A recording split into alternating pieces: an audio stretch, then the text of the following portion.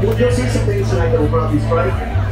Some of these stories may be funny, some of them may very well be personal. We've had group yoga, like I never know when we start these, like how it's going to play out. But thank you all for being here, and what do you say we get to chill on the road? We're going to do you a quick favor since I'm the first speaker. We'll do sort of a benediction or quick prayer. Dear God, we are gathered here today to get through this thing called life. That's it. So I used to live in Waco, Texas, and if you've never been to Waco, it's like a racist Facebook post with a Chili's. It's the best way. Hold on. What was the question? What was this question? That's a good question. What was the law?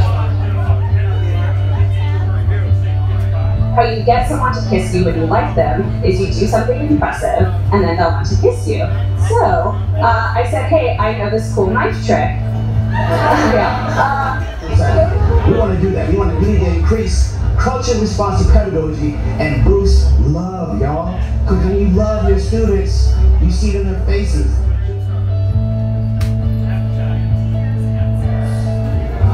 This is my curse. It's all on me. It's all my fault. The wrongs you see, the kids who bleed, the women that scream, the men who cry. Hey, in this fight, this is my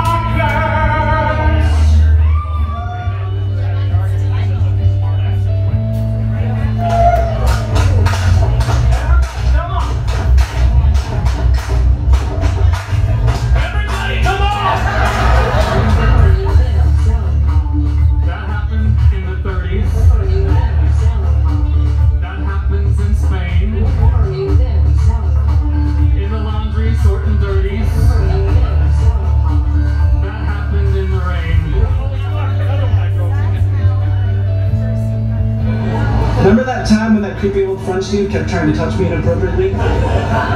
You didn't care.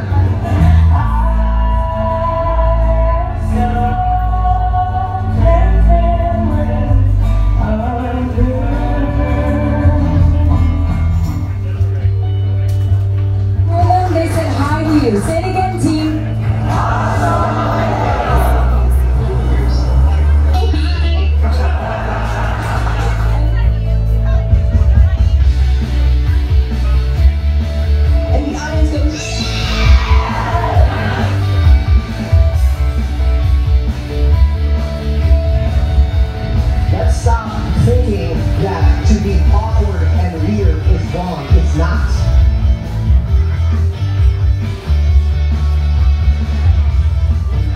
So much to gain by linking up the chain, the fence. The enemy is defenseless, so let love commence.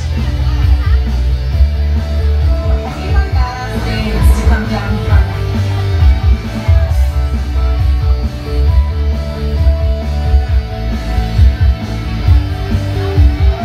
So can you believe it? That's 3 of them. That just happened. Ladies and gentlemen, thank you for coming to the Sidewinder for 20x2! Please welcome to the stage your host for the evening and the creator of 20x2, Mr. Kevin Newsom!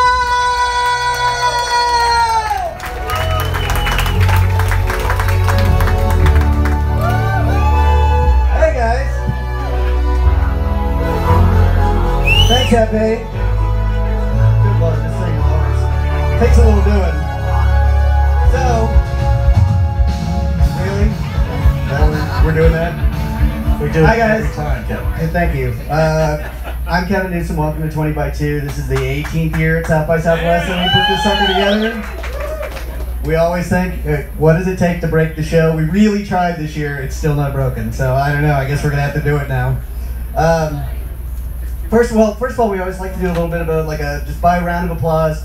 How many of you, this is the first 20x2 show you've ever been to? Okay. Good. Pressure, I like it. How many have been to, say, 3 or more? Okay. 5? 10? Okay, yeah, that's probably just yes. But, 18? Yes, exactly. Well, sure, exactly. So yeah, so I assume that you looked at the website, or at least saw us on the South by side. 20x2 works a little bit like this. We recruit 20 different creatives or luminaries, give them each 2 minutes and the same sort of fuzzy question to wrap their head around before a live audience, before you guys, and we see how it all shakes out. We never do a dress rehearsal. This is kind of live without a net to a certain degree, and we're just excited to bring it to you as always. This is our labor of love for South by Southwest. Before we get going, I did have opportunity here. One of these days I'm just going to live with this attached to my body, so we'll go that way. I did have occasion this week to speak to Mike Stevens, who's kind of our host emeritus. Mike hosted this show for the first 10 years that we put it together. It's an old radio guy, and I had a chance to see him a couple of weeks ago, and he said that I guess he has a brother-in-law who's a cop, and he said that he asked him this question every so often. He said, you know, when you pull somebody over that's driving erratically, and it's clear after a minute that they haven't been drinking and that they're not necessarily on drugs or whatever, do you ever think it's a B? Like, I mean, could it be? And then he sways his arms around a little bit like he's got an issue. Maybe he does. But let's get to the reason that you guys came here, and that's our 20 speakers who are going to be tackling tonight's question, what are the odds? Our first speaker this evening is Steve Basil.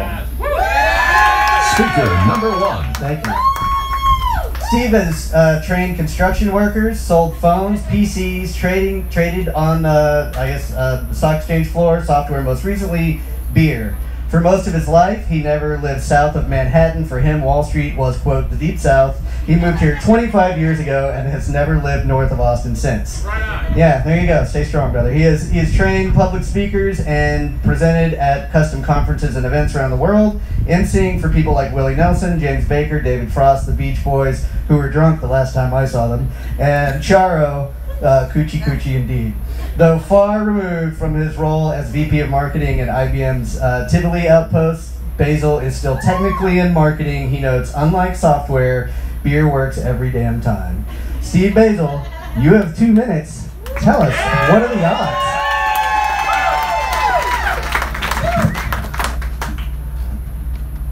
I love it because somebody always wraps this up, and I always unwrap it.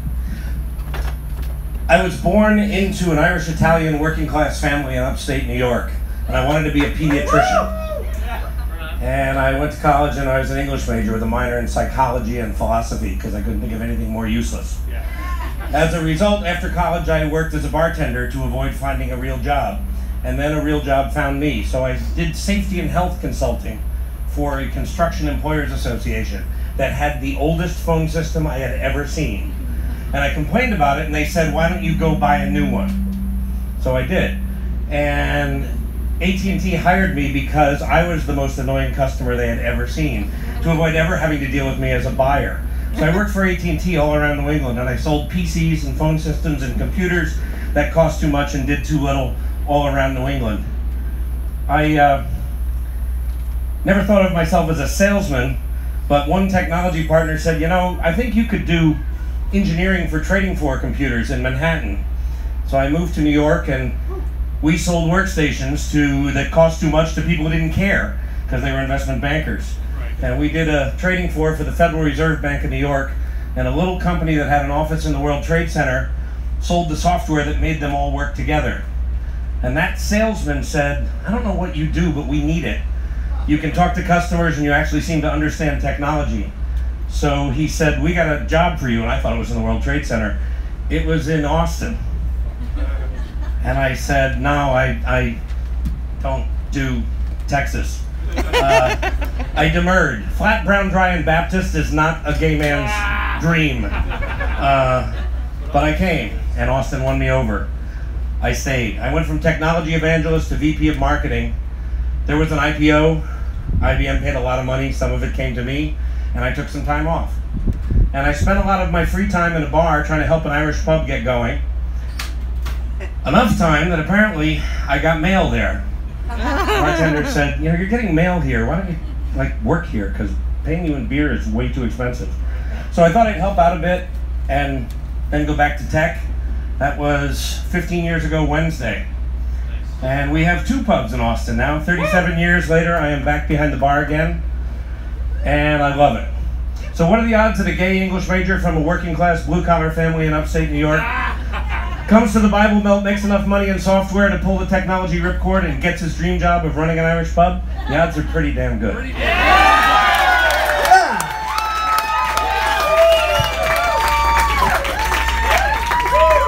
Steve Basil. Steve, I still can't believe we kept you to 2 minutes. I don't know how that ever works. Angus Kahn. Angus is a senior... Speaker number 2. You know... Gotta talk to that guy. Angus is a senior producer for Whole Foods Market on their video team. He specializes in producing short-form content across multiple genres, including documentaries, cooking how-tos, and animations. His daily responsibilities include story research, pre-production for shoots, directing crews on set, and managing the post-production team. It's kind of a miracle that he's in town because this guy travels all the time. But tonight, Angus is joining us to tell us what are the odds. Angus?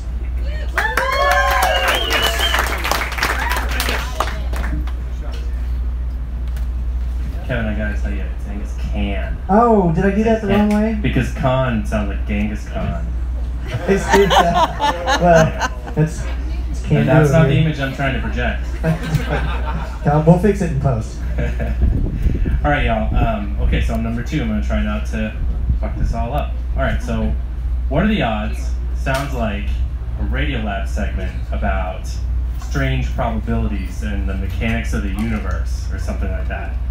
And unfortunately, I don't think I have the time or the weird math skills to pull that off up here. So I'm gonna have to go in a different direction.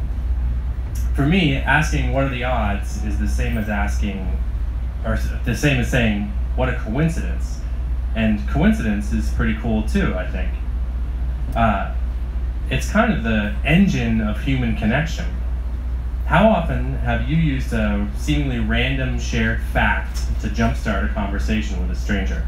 Like, your mom is left-handed? So is mine. You like cats? So do I. You grew up outside Boston? What a coincidence. I did too. It's the easiest way to connect with someone. Nothing makes a stranger into a friend faster than a shared experience. It signals to our dumb brains that this person is more like us than different than us. In a way, our lives are built on these moments. We ping-pong along from one moment to the next, and it's only when we look back and reflect that we can see which coincidental meeting was significant and which wasn't. Some of those meetings led to a partner, a job, a hobby, things which now define our whole lives. When I reflect on the specific set of mistakes, wrong turns, and accidents that allowed me to bumble into this relatively happy and fulfilled life, I'm reminded to feel grateful for where I am today. It's so remarkable that all these tiny coincidences conspired together to bring me to this point.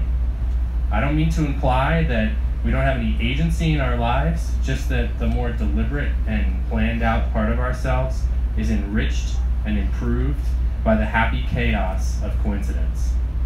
It also reminds me that I have a responsibility to pass along whatever good fortune has come my way. So many of the people I've met have helped to lift me up. I aspire to do the same for everyone who crosses my path. Because it turns out that the universe doesn't turn on grand acts of heroism. It's the daily accumulation of these little choices that add up to an entire life. As long as we look out for each other, I think the odds are in our favor. Thank you. Yeah. Angus Can, you guys. We found out when we were putting the show together, any of the nerdery who's been going to the show for a long time, we found out that Angus and Ryan Gantz went to high school together and didn't know that we all knew each other. So the world is really like the size of maybe a tiny marble. Speaker number 3 is Tanya Tarr. Speaker number 3. Thank you. Hate that guy. Tanya is a negotiation coach. She's an author and a regular contributor to Forbes, where she writes about equal pay and women leaders. She worked in politics for 17 years, 6 of those right here in Texas, trying to get Democrats elected. So she knows something about long odds, her words. You can find her at Nerdette on Twitter. I bet that was hotly contested. You have to get in line early for Nerdette. Exactly. Right now, the question is, what are the odds? Tanya? Hi. Kevin asked asked me to do this at 9 o'clock last night because I asked if I could just crash it because Jenny Yang is speaking and I'm a huge fan of hers, so here we are. So I thought, what the hell am I going to talk about? And it's not working.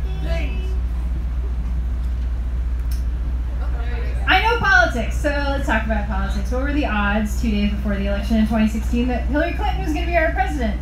The odds were 9-1, and we all know how that worked out. Next slide.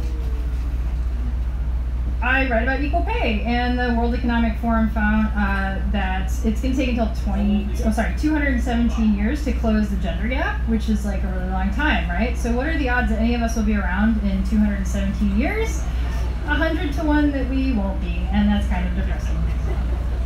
Speaking of depressing, this is a map that I got from NASA, and it shows the amount of carbon dioxide in our atmosphere, and guys, basically we're in big trouble. Odds we won't be able to breathe our atmosphere in 100 years is 9-1, which is similar to the election, which is also unfortunate. But what are the odds of even being here as a human being? It's actually super slim. We actually have a 1 in 599 million chance that the right sperm will connect with the right egg to turn you into a human being. So turn to your neighbor, high five them, and be like, good job, it's a miracle you're here. Did you also know that plants are adapting and they're going to keep us from dying? Isn't this amazing that scientists found that they're actually consuming carbon dioxide at faster rates? So that means that could actually at rates that positively affect climate change, which means that we might not all die, which is great, but please still recycle. And it actually took Iceland about 30 years between when they elected their first woman president and when they got equal pay, which was this year. So here's the thing about odds, right? Odds change when you have certainty that something can exist. Which brings us back to the first question, how do we get good people elected?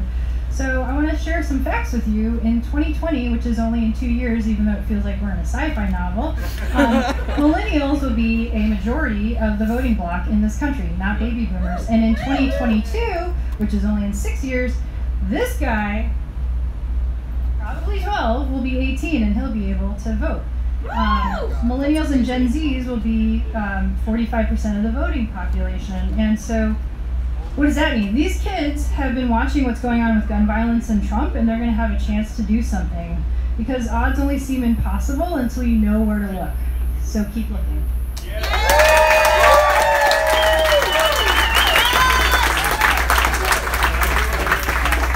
Time to talk.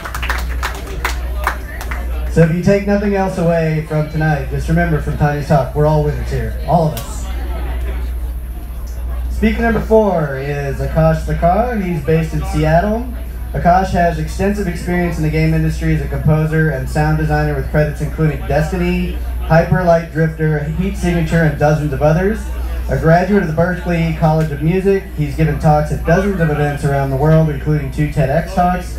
He also teaches as a game audio professor at the Seattle Film Institute and is constantly looking for new ways to spread his knowledge within the game industry. And right now, he's got 2 minutes to tell us what are the odds. Akash?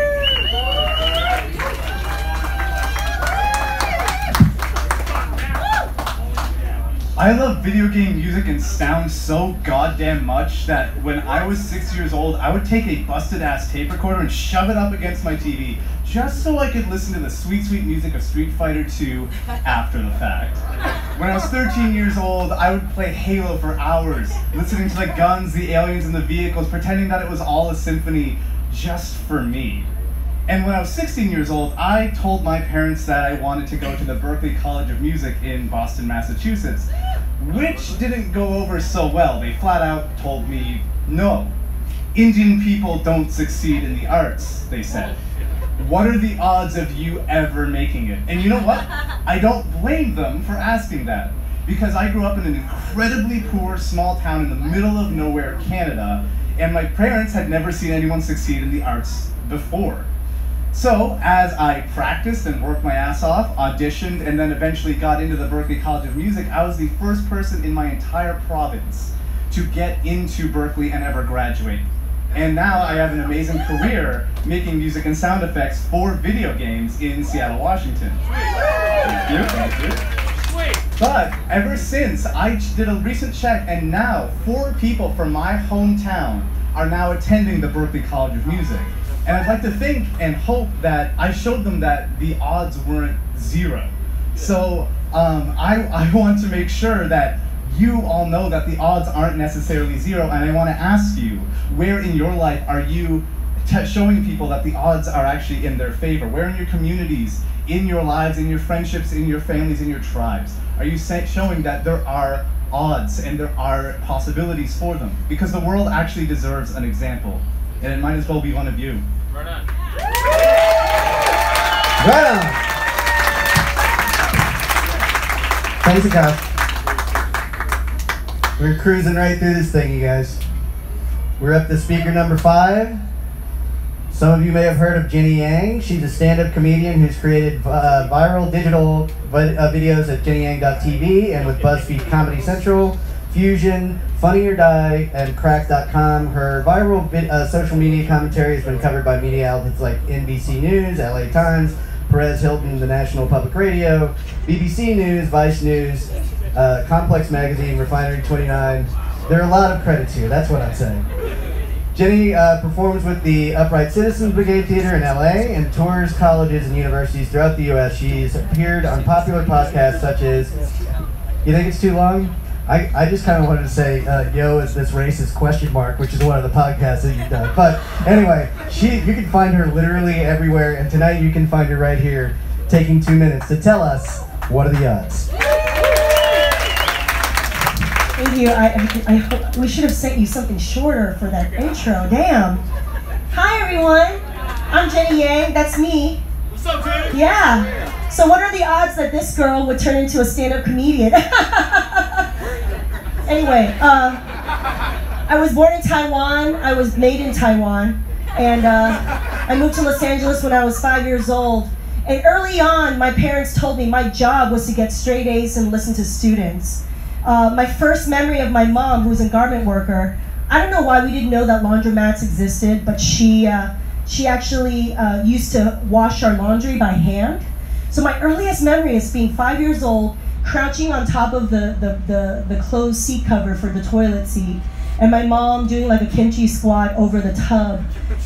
And she would take these white BVD underwears, this very Asian BVD brand, and twist them. And I remember she would wring out the underwear in such a way where every time I thought that she was done with the water, she would just twist it one more time, just to get 2 more drops. And in my little five-year-old brain, I thought to myself, that's too much work for just this one piece of underwear. And then she would just do it one more time with her soapy knuckles, and it's all red. And I remember asking her one time, like, Mom, because she was the hardest worker. She would come home from garment work and she would blow her nose, and it's gross because you're a kid. I looked at her Kleenex. It was gray, and there was fibers in it, and she explained that there wasn't really good ventilation in her garment factory. And so I would just ask her, I was like, Mom, why do you work so hard and do all of this? Why can't you do something else? And I'm 5 years old. That doesn't make sense, right? So she said, no, Jenny, what you don't want to do is do what I'm doing. If you listen to teachers and get straight A's, you'll get a better job. And so I took that to heart, and I realized, okay, in order to do well, I have to do well by myself, get straight A's. When I got to college, I got very politicized. I was inspired by the Black Power movement, by the labor movement. I realized I was a woman of color. I realized there were class issues, and I joined the labor movement because my mom was not a person that would ever be seen with her curly permed hair about this high on a stage of our huge 85,000 member labor union leading a chant because she's, monolingual Chinese. And so what I realized from that lesson, I burnt out working in politics, but it's not really about necessarily doing the thing that'll make you the best person, getting straight A's, getting into MIT and Harvard like I did for grad school.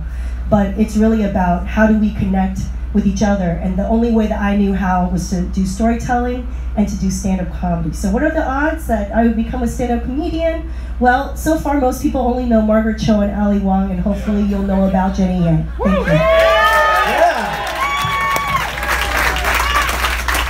Thanks, Jenny. There's always more water. Now we know there's always more water. Hey, so we're at the part in the show that where we offer a little twist, and here to tell you a little bit more about that is one of my partners in crime, Mr. Jeff Ryder. Give him a warm round. Hey everybody, who's enjoying 20 by 2 so far? Come on, there are a lot of y'all out there. Who's enjoying 20 by 2 so far? Let's get loud! That's what I'm talking about. Speaking of partners in crime, you guys all just got a nice little clip of Kevin's brother.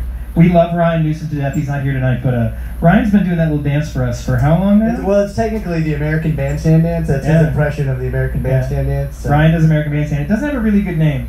What we like to do at the show, obviously, is bring 20 super awesome people to give you our answer to the question. But we don't want you guys to feel left out. We want all of you to get a chance to play our game as well.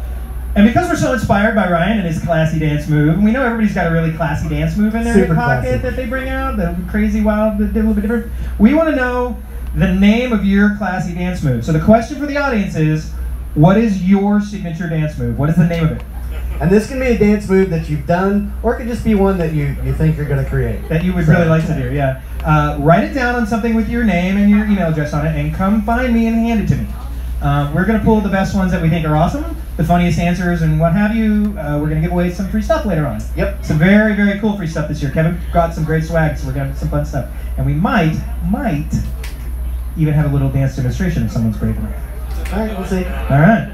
That said, we're about to get on with the show. Who wants to see 6 more speakers? Or 18 more speakers? Or how many we have left? I don't know. More. We'll call it more. So what are the odds that I don't have? None. All right, you guys should make it write something down.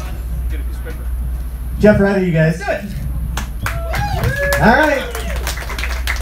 Let's get this train moving. Speaker number 6. You know, I mean... Speaker number 6. I get it. We said that already. Nathan Clendenin is the founder and CEO of the Emmy Award-winning Durham-based video marketing firm Story Driven.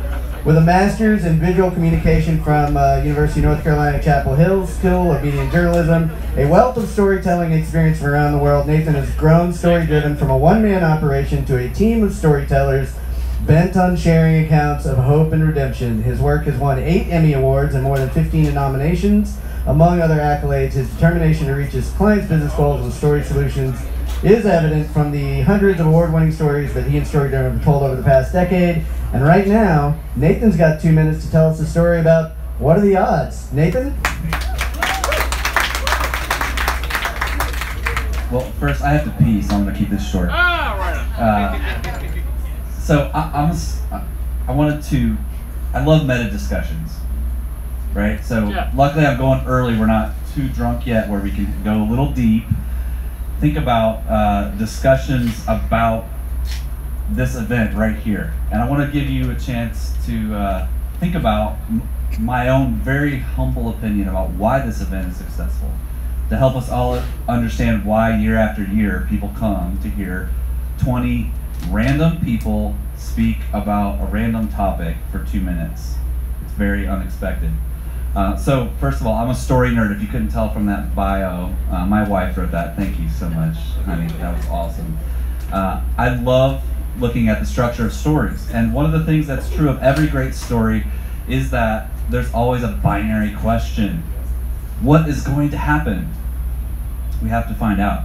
In this case, this event has at least 20 binary questions, probably more. And when we're presented with these questions, our brains won't rest until we find out what happens. And so this is the basis of our great movies, reality shows, novels, even sports. Actually, most of all sports is a series of binary questions. This tension is what keeps our attention. That's why we're all here, to find out what is going to happen. So every time someone comes up here, the question is introduced. We think, what are the odds that this will be good? What are the odds it will totally bomb? That's why we're here, to find out. And the beautiful thing about this event is that, unlike a movie or a TV show, we all get to participate in the outcome. So, let's make it great. Raise your gut. That's what that means. Okay. My final contribution, because I'm not done yet, is to take a group selfie. So join me. Hashtag 20 by 2. Alright guys. Oh, the exposure's way out. There we go. 1, 2. Okay, my name's Nathan Clinton. I'm going to talk more about this stuff tomorrow over at the convention center, so come see me. Cheers. Nathan! Did we just have like an Ellen DeGeneres moment? Is that what just happened there? Awesome.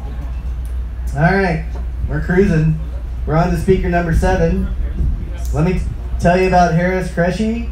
He's a Central Texas native. Harris is a critically acclaimed music producer, is a member of Austin's infamous L&S crew, has been mentioned in local publications such as the Daily Texan, the Austin American Statesman, and the Chronicle here in town. And while remaining true to his original DIY musical ethos, he has recently branched out to other creative ventures like stand-up and film directing and production due to his intense dislike of being pigeonholed as, quote, a guy who's in a band.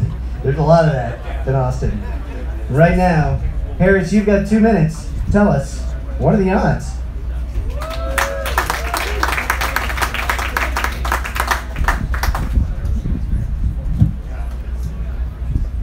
Hold up, we live? Okay, bet. Okay, shit. Well, so what even are the odds, right? I mean, it's a complicated question. I tried asking my homie, and he was like, shit, same odds that we fucked that fat bitch at the bar. And I was like, bro, what fat bitch and what bar? We're sitting in the middle of traffic on the fucking freeway. The fuck are you talking about? And he's like, no, bro, that's what you need to say on stage, dude. And I was just like, yeah, the problem is it's 2018, you know what I'm saying? Body shaming ain't the wave no more, you know what I'm saying? We woke, you know what I'm saying? There's a time and a place for that, but 7:45 is probably not the appropriate time for that shit, you know what I'm saying?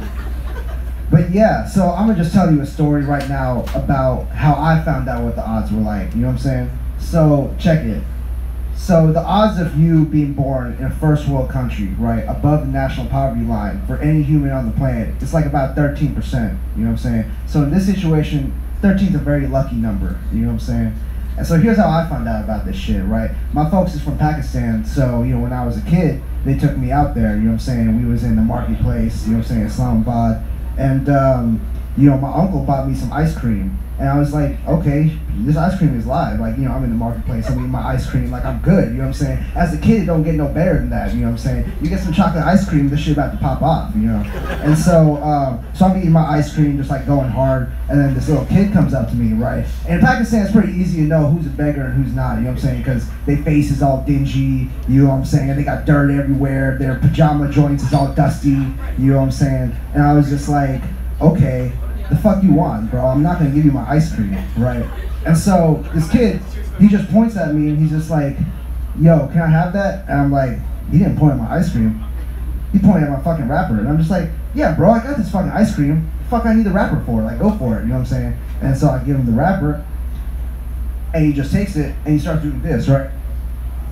Just licking the fuck, yeah, see, yeah, that was my, that's what I did, right? I was like, oh, I was like, my fucking brain just exploded, you know what I'm saying? Because I was just like, I grew like 200%, not down there, but up here, you know what I'm saying? I was just like, yo, like, I realized the fuck is the difference between me and this kid, you know what I'm saying? Like, you know, the thing is, I was lucky enough to be born in America, you know what I'm saying? This fool was, you know, unlucky enough to be born in the slums of Pakistan, but it was just like, you know, you strip us down both naked and put us in the jungle. Can you tell the difference between us? What would be the odds? You know what I'm saying? All right, peace.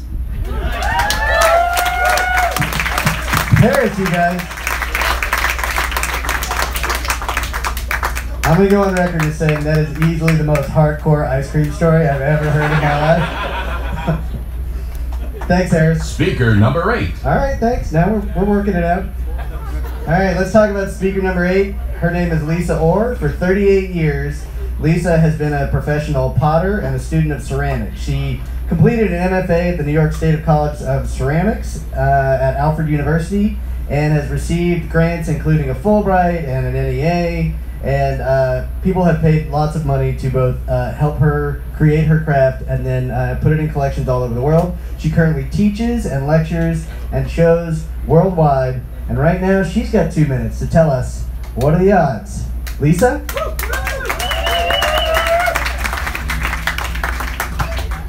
Hi everybody. I cannot believe a potter gets to do anything at South by. It's just wow. So anyway, welcome to my world for 2 minutes. So I'm going to focus on the odd part of the odds. I think Huh? Oh, well. Okay. I thought maybe you couldn't hear me. Anyway, the odds, I think pottery is such an odd, I brought one on stage so I can read my notes. In the 21st century, I think a lot of us think about this question, why would anybody do this so ancient craft as art? I mean, it just seems pointless. And the answer that I've come up with over 30 years is because it's the most interactive art. And here I am at an interactive festival, so I'm going to tell you about my opinion of that. All right, like all of us potters collect each other's work and we buy each other's work and stuff. And so when you go to someone else's cabinet and you are selecting, you're like, oh, look at this. It's like a little museum, or it's like you're visiting an old friend. You're like, oh, I have one by this person, but it's totally different. So it's like visiting an old friend, but with a new story, which is kind of cool. So also then you're looking at, a lot of these are 3D paintings because they're not the same on this side as they are on that side. You're two paintings in one or more. Not only that, there are certain shapes that beckon the hand. Okay, there's these sexy ripples and textures. There's like these little smooth parts that are kind of like a little worry stone or something. And so when potters are working, they're mathematically thinking, okay, what's the curve I want? We said a Fibonacci curve, what is that? It's something special. And that special curve and form that they're getting on their wheel or whatever feels a certain way, and they're thinking about it in not only in terms of math, but in terms of the hand. They're thinking of it in terms of breadth and fullness. They're thinking of what breadth and fullness means to a vessel that delivers nourishment. So this is a little sculpture. Oh, I forgot to move forward. There's somebody choosing. There's a beautiful pot in the hand. So this is a little vessel that delivers precip aroma followed by nourishment, and all of this is with a kiss. So yeah, anyway, take that, South by. Interactive. Lisa, are you guys? And the bow. Everybody should bow. Maybe even you guys. Thanks, Lisa. All right, here we go. Speaker number 9. Allison Newsom is a graphic designer turned espresso maker who just happened to be married to the founder of 20x2. I know that guy. She once bought Coolio a sandwich. And now she has 2 minutes to tell us, what are the odds? Allie?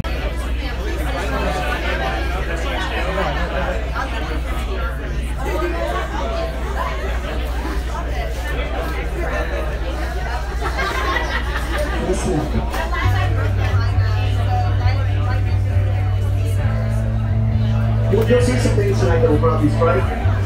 Some of these stories may be funny, some of them may very well be personal. We've had group yoga, like I never know when we start these, like how it's going to play out. But thank you all for being here, and what do you say we get to chill on the road? We're going to do you a quick favor since I'm the first speaker. We'll do sort of a benediction or quick prayer.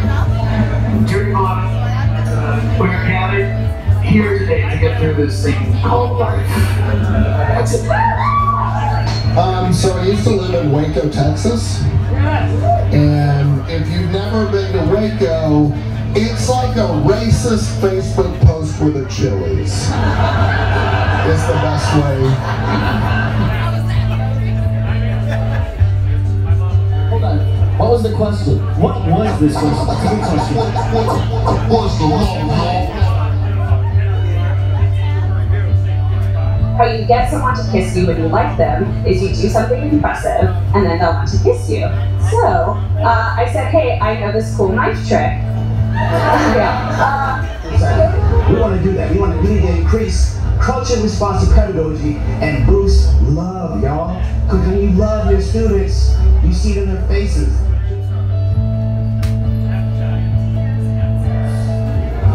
This is my curse. It's all on me. It's all my fault. The wrongs you see, the kids who bleed, the women that scream, the men who cry. Hey, this fight, this is my curse.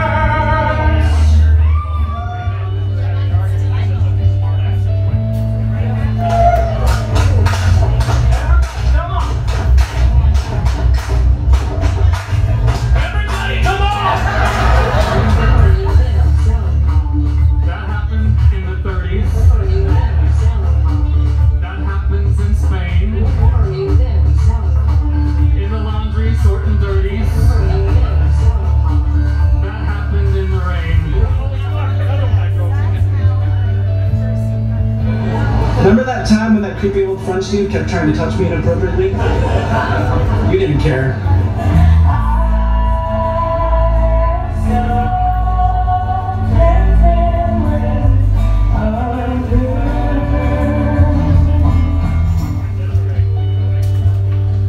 They said hi to you. Say it again, team.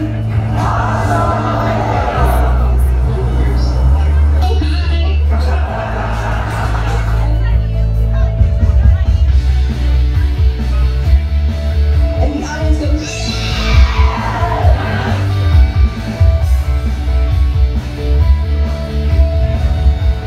Let's stop thinking that to be awkward and weird is wrong. It's not.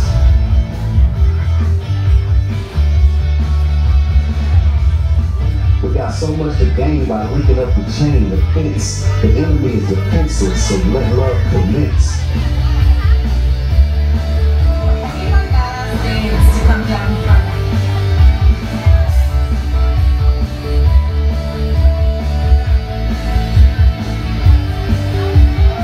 So can you believe it? That's 3 of them. That just happened. Ladies and gentlemen, thank you for coming to the Sidewinder for 20x2! Please welcome to the stage your host for the evening and the creator of 20x2, Mr. Kevin Newsom!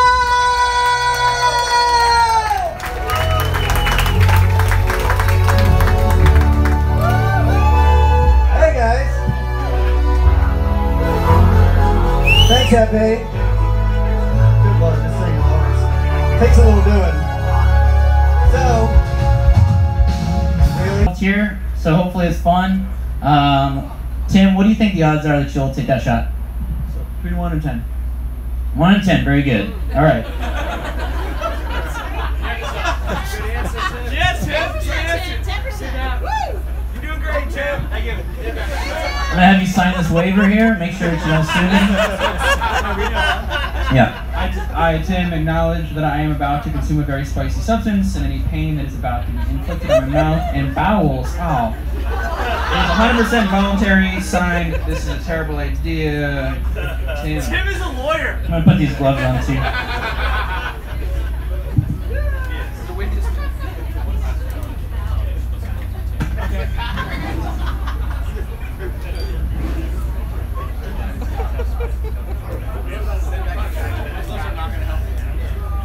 Cool. All right.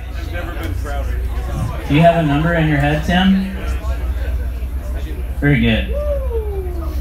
Audience, help us out here. We're going to count down 3, 2, 1, and then the number, okay? Ready? Just in case. Thank you. All right, here we go. We're going to shout it together. 3, 2, 1. 1.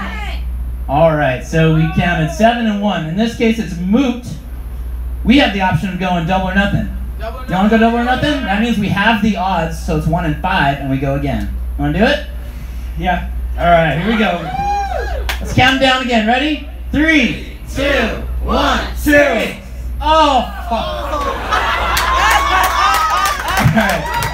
I got to take the shot now.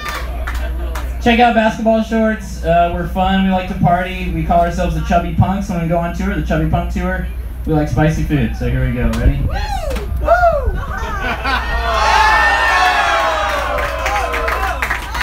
Thanks a lot. Wow.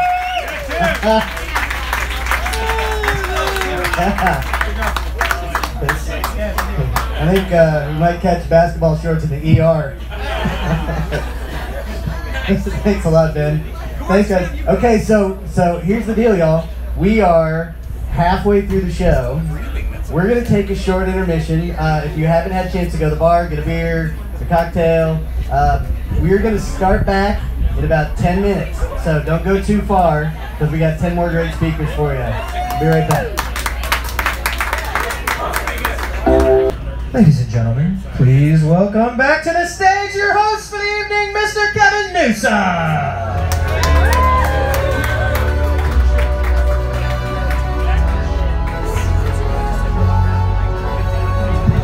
Thank you for your tepid applause. Thanks, Jack. See, I gotta put more plants in the audience is really what it comes down to. Hey, you guys, so we're ready for the second half of the show. Who's having a good time so far? Sweet. All right, super excited to welcome our next participant to the stage. He goes by Saul Paul. He's a musician with a message. After being named the 2017 Austinite of the Year, Saul Paul began 2018 with his song Rise Remix, topping the charts and becoming one of the #1 songs on the SiriusXM radio channels. Part rapper, part singer-songwriter, Saul Paul has performed at 2 TEDx Talks, the Kennedy Center for the Performing Arts, and countless festivals across the world. For all things Saul Paul, like music, videos, motivation, and live streams, download Saul Paul's new app. It is the appropriately named Saul Paul app, and can be found. It totally did. And can be found in both the Google Play and the iOS stores. So right now, Saul Paul, you have 2 minutes. Please tell us, what are the odds? What are the odds? I will actually get done in 2 minutes. What are the odds I'm the diversity hire? Wow, okay, wow. Until he walked in, I was the only black person in here. Like, that was a good joke. Y'all feel sad. You don't have to feel sad. This is Austin. Like, this is every day in Austin. It's not deep. I'm the Austinite of the Year. But, so I'm used to it. I live here. I give here. Check this out. What are the odds I could do all the cool stuff he said in my bio after I was convicted of 4 felonies and sat in the Texas State Penitentiary? When I sat in the Texas State Penitentiary, I discovered that life is the sum total of the choices you make. So I changed my choices, I changed my life. I got out of prison and I got accepted to the prestigious University of Texas at Austin, where I graduated with a 4.0. So what are the odds that somebody that looks this good could go from 4 felonies to a 4.0? All right, but check it out. That's half my time right there. In the next minute, what are the odds I can make up a song on the spot based off of crowd input? Bananas. Thank you, that's the first word. Wait for my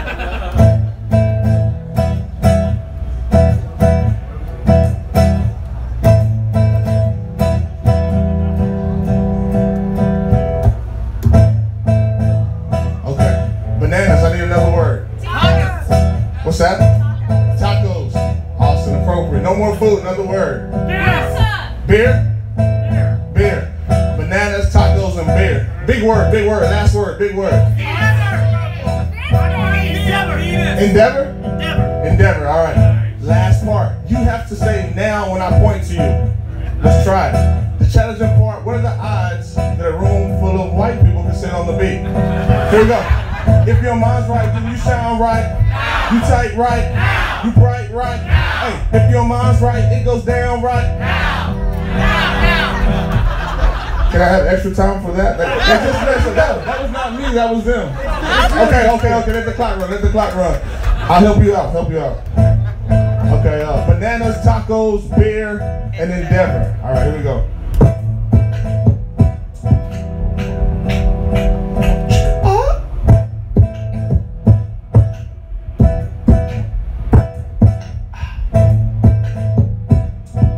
All right, I give you a beat this time, check it out.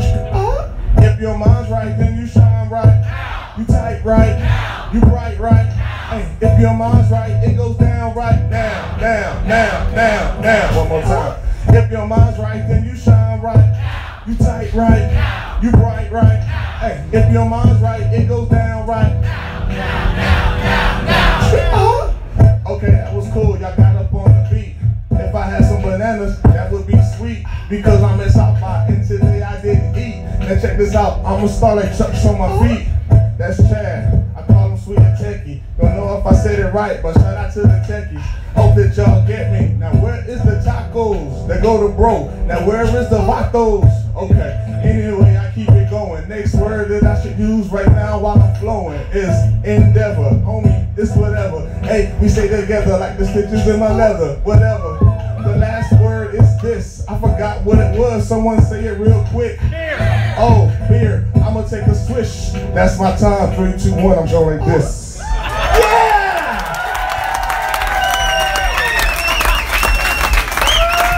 If your mind's right, then you shine right.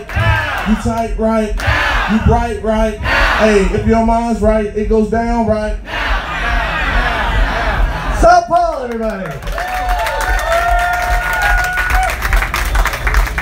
I'm going to count on that experience in the app, by the way. All right, we are all the way up to speaker number 12. Speaker number 12 is Ben Alomar. He's the Director of Sports Analytics at ESPN.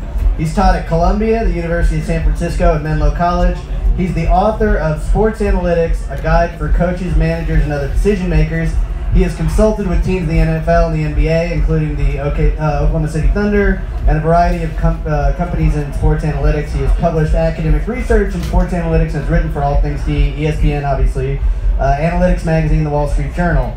Additionally, he founded the Journal of Quantitative Analytics in Sports, the first peer-reviewed journal for research in sports analytics. And right now, he's going to tell us, what are the odds? Ben?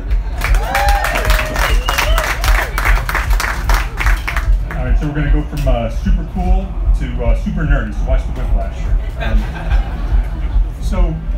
The odds to me, I'm at ESPN, it's about making better basketball.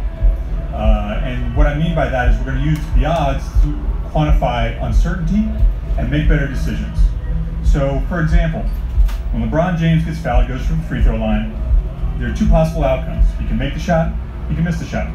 There's uncertainty there. We quantify that. We know there's actually a 74% chance that he's going to make the shot, 26% chance he's going to miss. So we use that about ourselves all the time to make better decisions. We're packing for a trip to go to Austin. You know, we check the odds. Is it going to be hot? Is it going to rain? What should we bring? We check those odds. We make better decisions. We pack properly. We enjoy Austin. Now, basketball players make decisions like this all the time. We make decisions on the court constantly without knowing what the actual outcome are. There are a variety of possible outcomes. For example, on December 7th, the Lakers were playing the Sixers. With just seconds remaining in the game, Lonzo Ball, the rookie point guard, was bringing the ball down the court. The score was tied.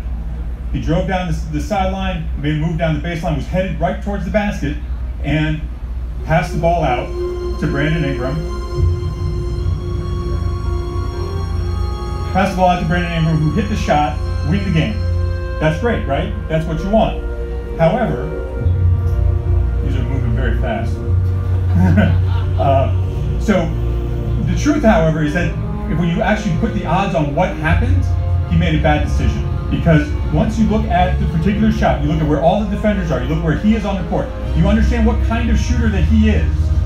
There's a 44% chance that he would win the game if he took that shot. Instead, he passes out to Brandon Ingram, who, despite no defense anywhere near him, only has a 33% chance of hitting that shot. So they win the game, that's great. However, for Lonzo Ball to actually get better, we need to understand his decision-making wasn't great there. We need to coach him up, do better, and that's why the odds help us make better basketball. Thank you very much. Yeah.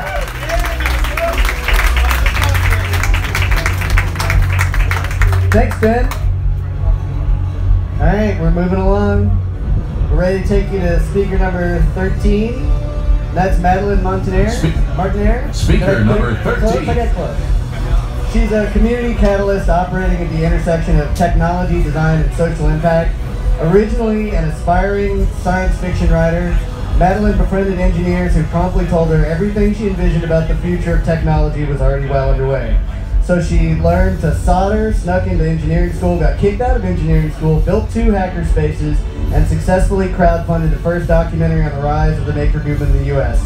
Over the past decade, she's consulted with dozens of tech companies, government agencies, and nonprofits on how to implement community-driven design and ethical communication practices.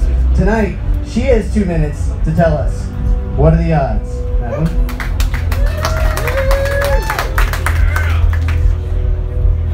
Hello. So I'm someone who likes to fix things. So I do my own home repairs. I'm apparently the person that people come to when they have vast interpersonal problems that they need to solve. The tendency to fix things has gotten me in trouble, as I've learned that friends don't actually like when you do a thorough pro-cons list of their current partner. DIY plumbing is always a bad idea. But I will say that it's one of the things that I can attribute to my success in life. I believe fundamentally that if any challenge is surmountable if you throw enough at it. So in 2005, when I found myself in an emergency room, hooked up to a morphine drip for the 3rd time in that many years, I was kind of stuck.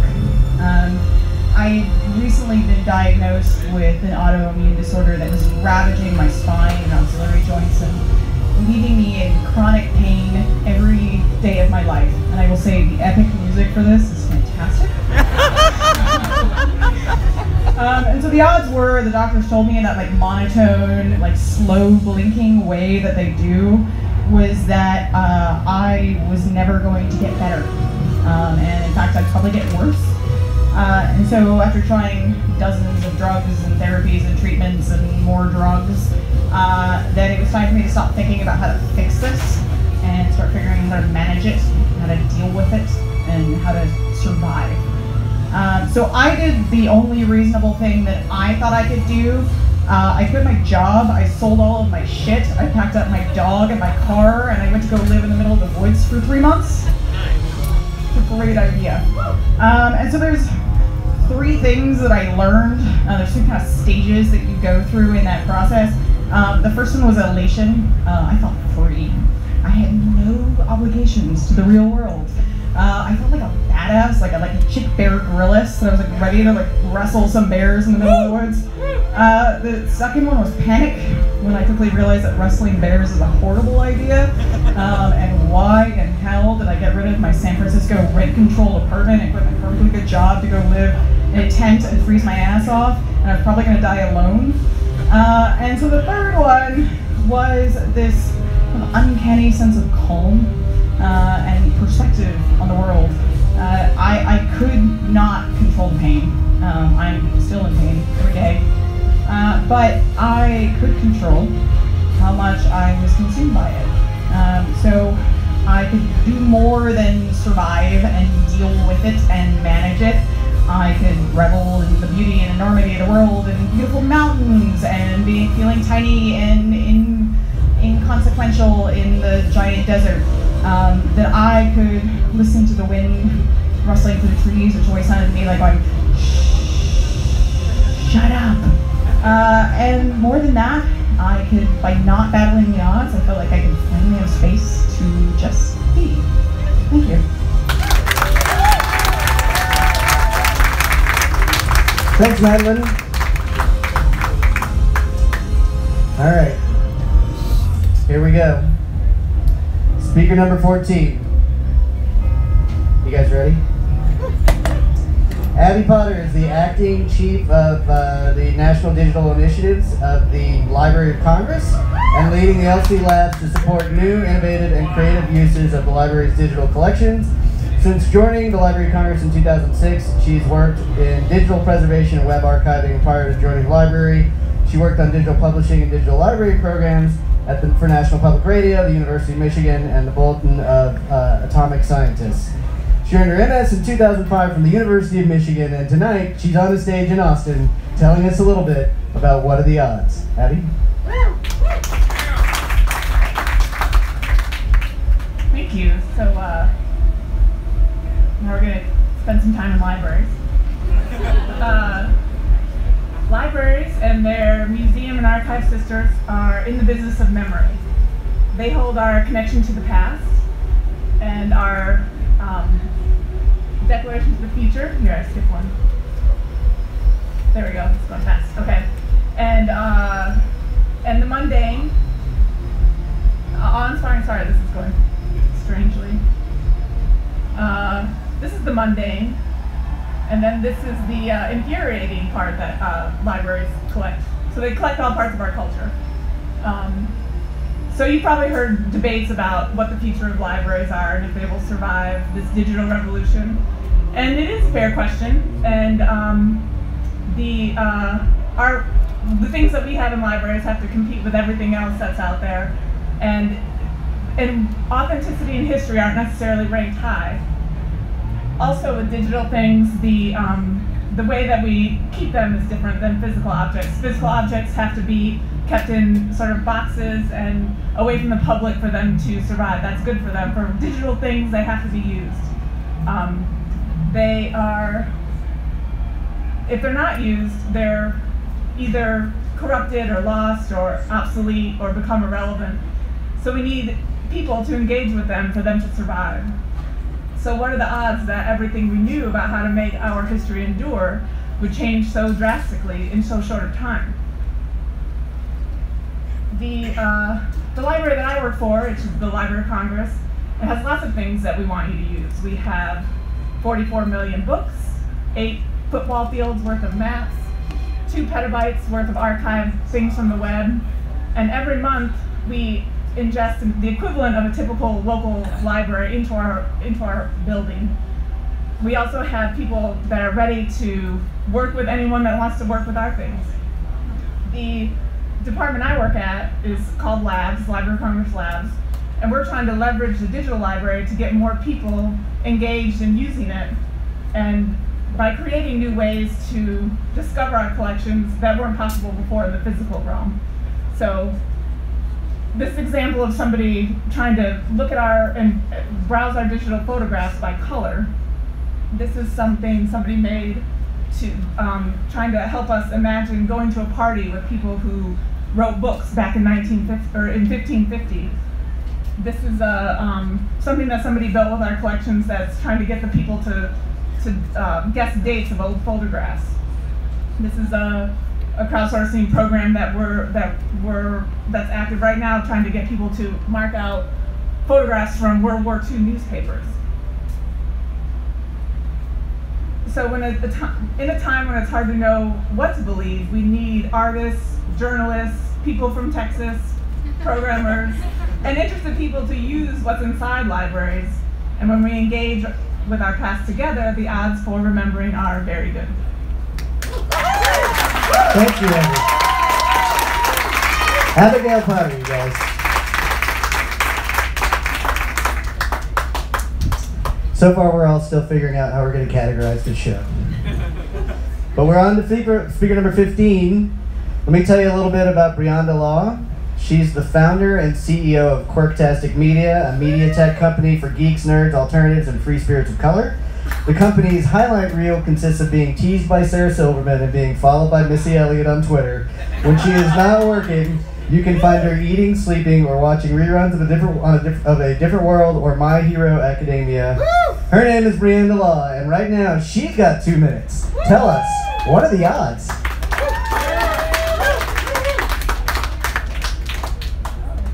I'm a little bit shorter than I realized. All right. Hello, everyone. How's it going? So I want to tell you all about a day that completely changed my life. The day was February 15th, 2018. I saw an advanced screening of Black Panther. And it was in Durham, North Carolina. I saw someone here from Durham. Yes, American Underground, story-driven, yes. And after it, I was just like, wow. Like, I've never seen a movie with so many amazing actors, such a powerful message, and it was just cool to see so many people of color that were excited about a Marvel movie. Like, I checked out the DC thing overwards, it's like, oh, like, if it was Marvel, this would have been perfect. Like, if you were to have music for my scene, it would have been perfect. But, didn't work out. Anyways, so after this movie, I was like, yo, like, what are the odds that Wakanda could exist? And I was searching anything Wakanda related, I was reading it. Any articles that were written, I read them. Even some of our staff members wrote a few articles and I was like devouring them. And I even found out that there's a no-fly list to Wakanda. Apparently, Tyrese is on there. He's not too stable mentally, so he can't come. R. Kelly has like a bladder problem, so he can't make it. But yeah, I feel like everybody, like, especially people of color, like, we all, like, greet each other like this now, so it's just, it's wonderful. But I was looking into it, I was like, it has to exist. So then I was looking, and I found this picture, Wakanda State Park, an 017A, so I was like, ugh, it's not it. But it's okay, it's fine. So I was like, okay, it doesn't exist, but what are the odds that it could exist? So they have, I'm not going to spoil it. How many people have seen Black Panther? Yeah! Yes, okay, good. So they have this substance, vibranium, and I was like, okay, it would be like a resource that's very rare. They would have to protect it. So they had spies. That makes sense to me. If it's a precious resource, you'd want to definitely make sure that it was covered. So I was like, okay, could exist. And then I was looking into their structure, and I realized one thing, that you have this amazing structure, but you have women who are protecting it.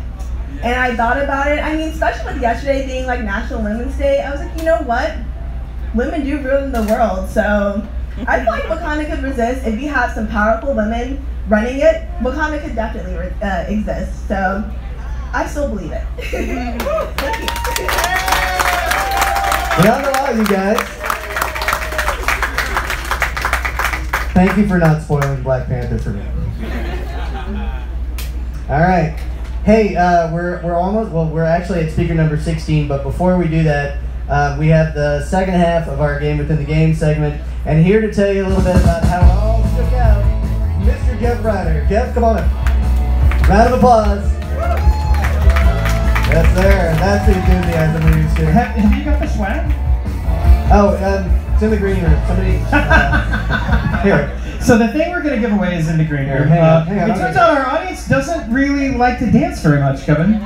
I didn't get dance move suggestions. I see at least one dancer in the front of the crowd, though. Sir, you, yes, you, come here. Come on, no.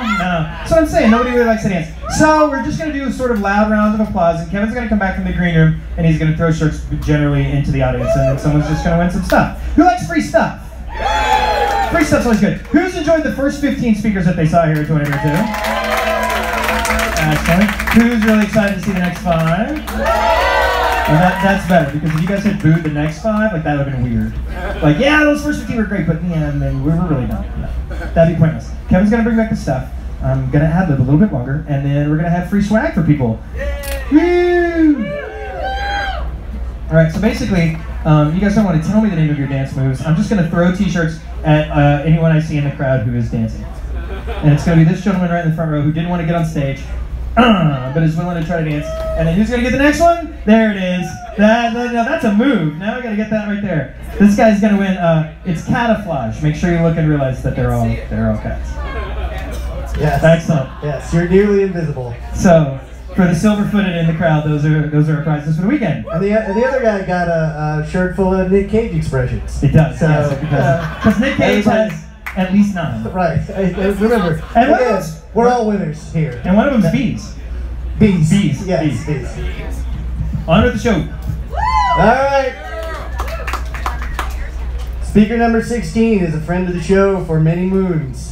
Her name is Christy Duncan. She's a voice actor, photographer, and president of the Fiat America Car Club. Didn't know that. Learned that about you. Her photographs have appeared in The Big Takeover, and a photograph of her in a right-hand drive 1969 Fiat 500 Roadster from Australia appeared in the Wall Street Journal. When not voicing other people's projects, she's a group project manager at Adobe. Harold and Maude is one of her favorite movies, and tonight she's going to tell us what are the odds. Christy?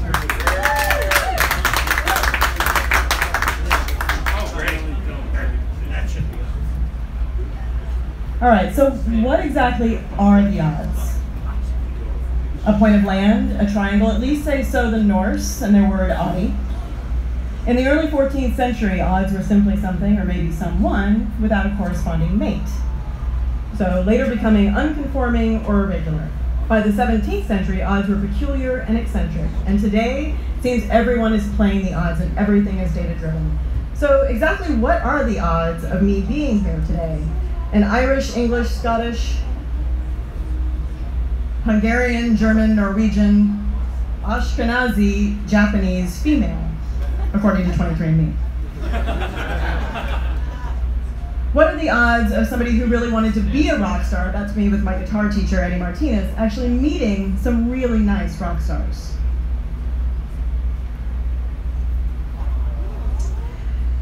And what are the odds of living with a few rock stars when I was living in Montreal?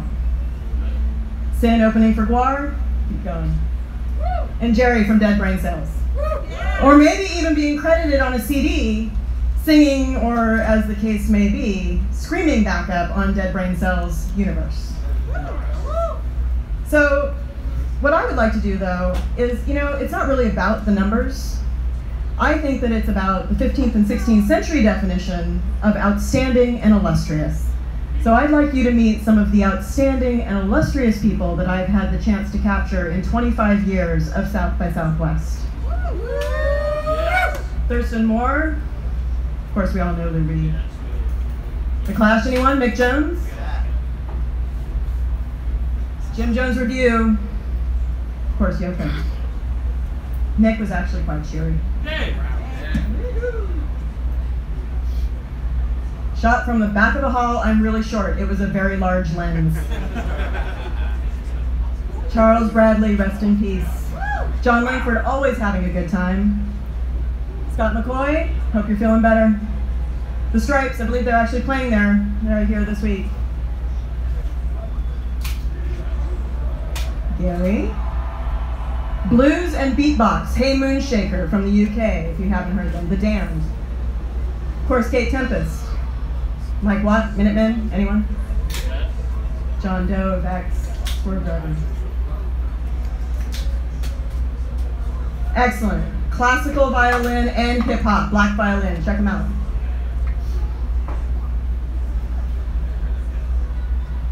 So quite honestly, I have no idea what the odds are, and it's not about the numbers, it's about the experience. So go have a kick-ass South by Southwest. Christy Duncan, you guys. Pour one out for La Zona Rosa. That's what I'm talking about. All right, here we are. Speaker number 17. The show continues to plod along. Speaker number 17. See, thanks, guy. Do you guys have it figured out? Okay.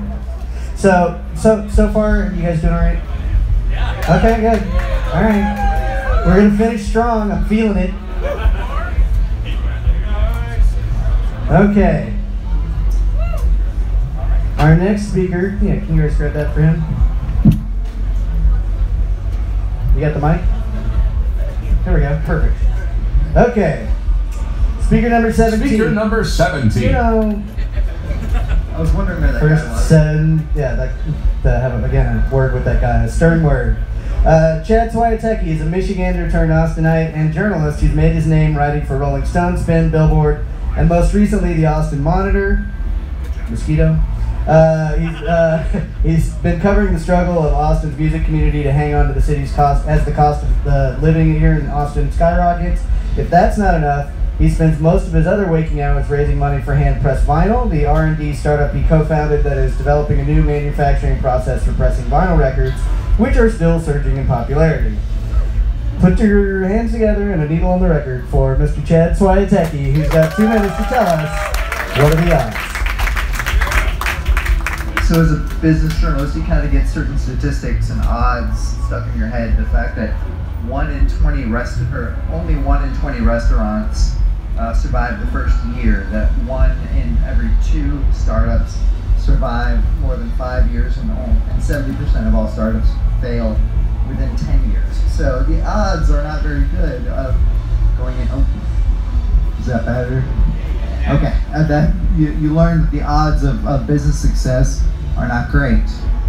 So why would a guy like me, with no engineering background, but a decent music and business awareness background, decide to enter the manufacturing world and to go into it not blind, but somewhat maybe naive? I don't know.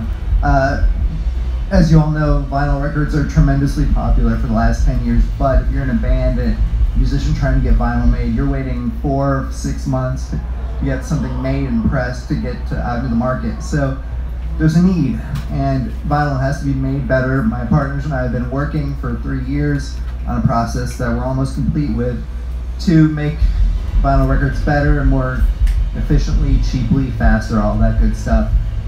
It's been hard. Starting a business is hard. How many business owners do we have in here? Startup people. This, of course, is stuff it's hard. You're killing yourself. And killing hours and killing family and killing money, most of all, trying to make your business happen, but you're doing it because there is just a need and you're passionate. You have to be passionate about this. You have to die with it, sleep, stay awake up at night with it, and be somewhat irrational about it. And still, the odds are, I don't even want to know what the odds are. I mean, you know, my company has kept going with less than $100,000 in startup money, with a co-founder who has a congenital brain malformation and brain hemorrhage that's sidelined him. So I'm down to just me right now, trying to make this business happen, but we're going to get there. So what are the odds? I don't know. Sometimes you shouldn't know what the odds are, because if you think about them, there's no way you would ever do it, and you just toss in the towel and just say, no, this isn't for me. But nothing would ever get done that way if none of us ever knew or took the risk and thought about the odds. So sometimes you just gotta say, what are the odds? I don't know. Fuck the odds. Let's do this. Right on. Chat's why attacking you guys.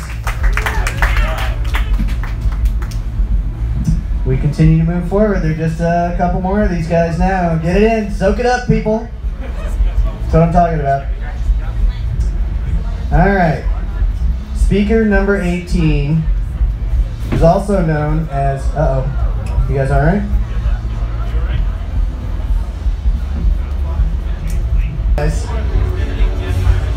welcome back. This is a more dramatic than usual 20x2 show.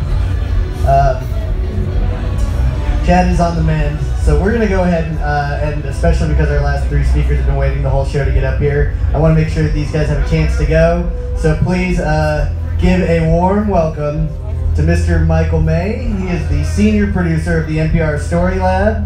In this role, he works with newsroom staff to pitch and produce innovative products, including podcasts, videos, web stories, and news series for broadcast. Before coming to NPR in 2015, May was no newcomer to radio.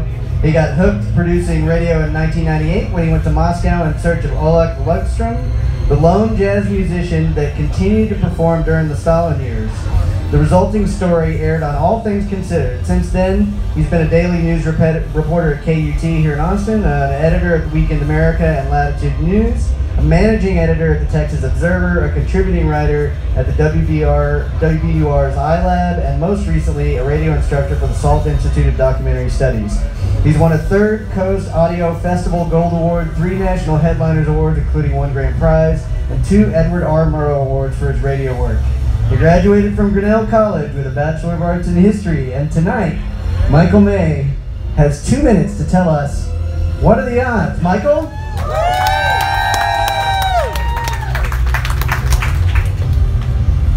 So what are the odds that fake news is not so fake after all? So, you know, we've been told it's a conspiracy by the MSM to take down Trump. We've been told it's a Russian conspiracy to convince us kindergarten teachers should know how to use a grenade launcher, as if we didn't already know that. But what are the odds that these stories are missives from a real fakeoverse? A mirror world where right now our doppelgangers are sitting around drinking blood out of American flag mugs and toasting the apocalypse. Let's investigate. So the fakeoverse, it looks a lot like planet Earth, but different. Here's a map. It's a scary place, the fakeoverse, maybe even scarier than our world.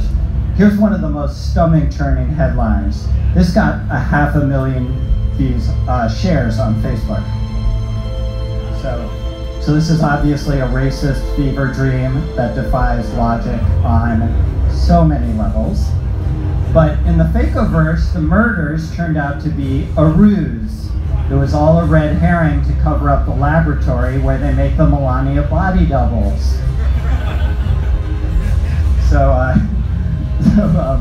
I mean, right, it makes sense. There was this moment where Trump turns to Melania and says, she's standing right here. I mean, why did we need to be reminded? Anyway, here's a story that got 400,000 shares. So, Fakeoverse works in mysterious ways. I can't even explain this one. It's got like 500,000 views. I think it's the photograph, but anyway. Let's go to the next one. This is literally the next on the most shared list. So, so I'm sure that some feared this could happen. Others wished it would have been. Fake news, right? But what are the odds that in the Fakeoverse, this really did happen? There was a mighty struggle in the White House. And once victorious, Donald Trump executed Obama's 5 most trusted advisors. The fallen heroes' names were Tater, Tot, Abe, Honest, and Cheese. Let's leave this bloody battle behind. What are the odds we can find a way to take the Fakeoverse with its fake facts and lock it back in the dungeons of America's subconscious, where it belongs? What are the odds?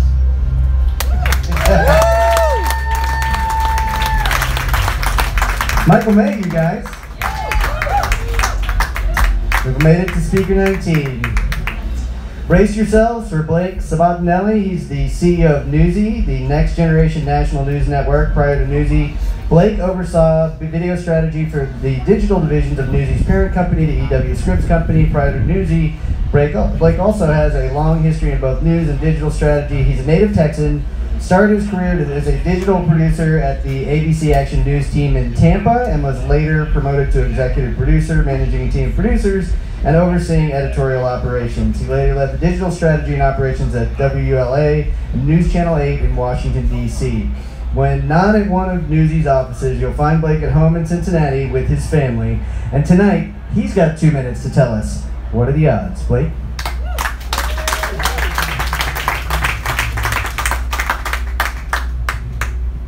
So first things first, it's clear that my PR people put together my very wonderful intro, and it's probably the least personal thing on the face of earth. I had this wonderful concept where I was going to come up on stage and talk to you guys about the incredibly boring business of news. And I was listening to the first 2 speakers, and I decided to change my mind and write something just a little bit different, which I think is probably in the spirit of what we're doing here, right? So I run a news organization. I have 125 employees, and we talk about all sorts of horrible shit every single day. It's what I do for a living. But first and foremost, I'm a father, I'm a husband, I'm a friend. I'm so much more than just a guy that runs a news company. And so as I was sitting over there in the corner, hammering beers and trying to be not nervous because I didn't know what I was going to say, it made me ask, what are the odds that we're really fucking things up right now? And right now, if you just look, if we don't change things right now, we're doing a pretty bad job. And it's because we're putting people on a whole lot of these things, and a whole lot of screens. We've taken the personality in life out of life. We've tried to marginalize everything, make everything easier. Put your kid in front of an iPad. Look down at a phone instead of interacting with someone on the subway. Just disengage from everyone. And we can do so much better than that. We can be better people. We can be smarter people. But we do have a chance. We can be present every single day. We can be here right now, just like we're here right now, listening to 20 wonderful speakers, minus one who's an okay speaker, and that's me. We don't have to talk about every single tweet. We don't have to look at every single Facebook post. Who gives a shit about those things? They're not today, they're not right now. They're tomorrow. You can look at them later. Look at them while you're using the restroom tomorrow. That's what I would generally do. So what are the odds that we can get this thing that we call life right? They're really, really fucking awesome if we just take a minute and look around and just be great people. That's it. Yes. Woo! Yeah!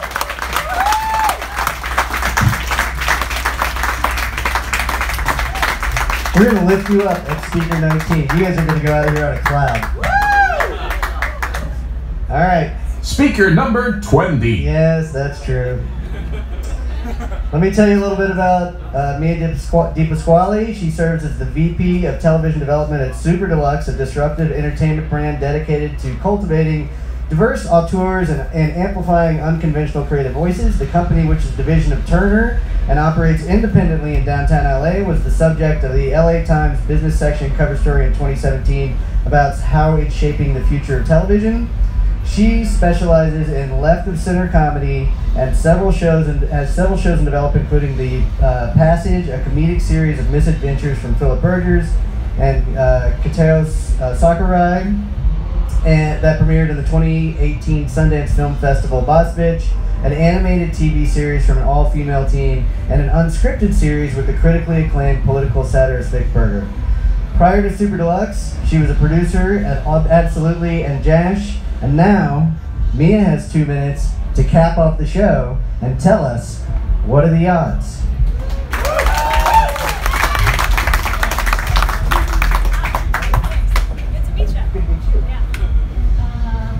That was the first time we met.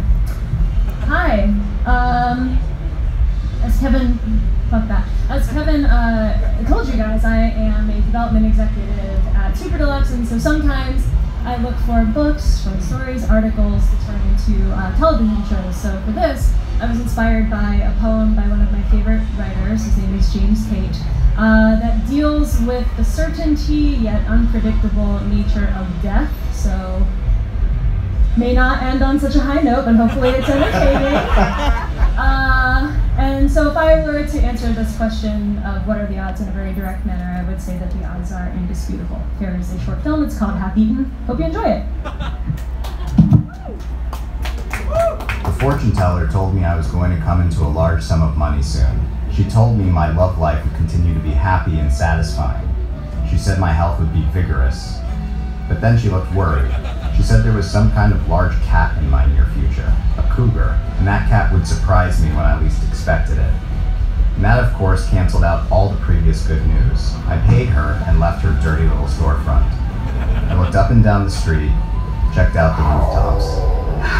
Once home, I kissed Joe and headed for my study, where I looked up cougar.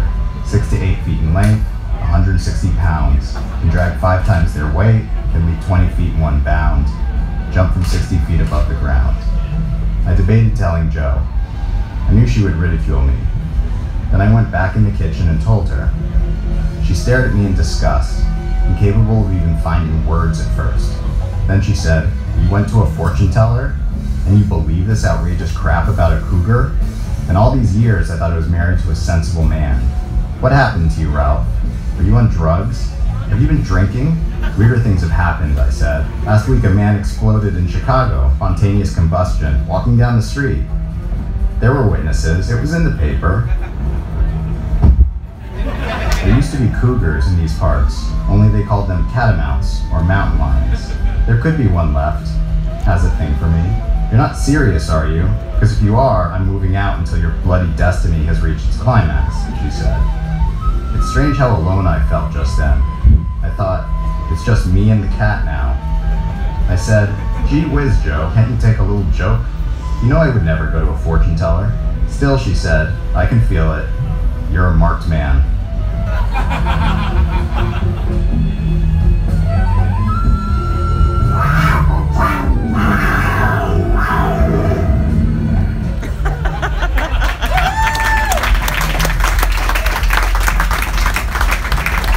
Wow, I see what you mean. So, you guys, that was 20 by 2 for 2018. Can we get as many of our 20 who are still here up on stage for one final shot and a round of applause? Crying out loud.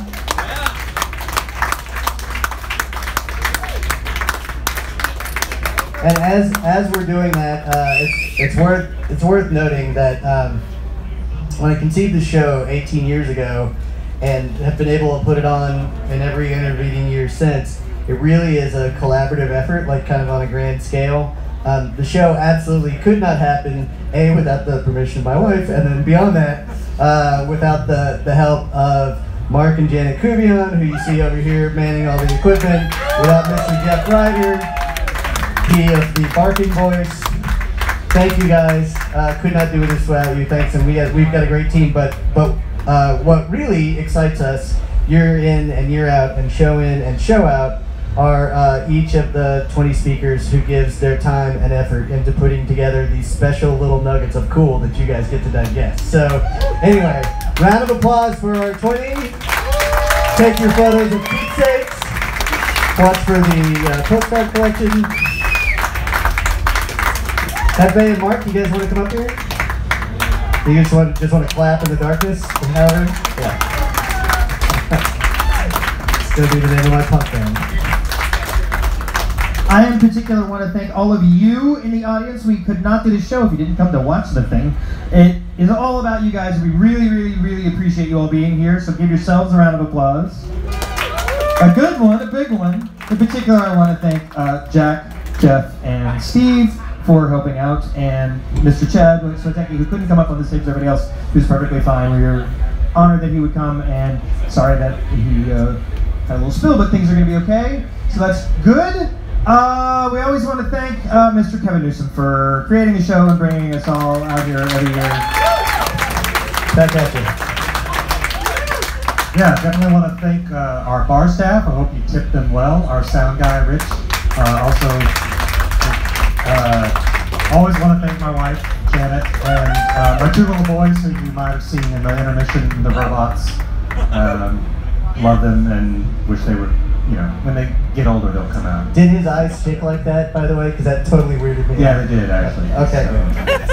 So. Unfortunate realities. But thanks to all of you for coming out. I hope you enjoy your South by Southwest. Yeah, have a great South by Southwest. We love the Sidewinder. These guys really do us a solid every year. They're total pros.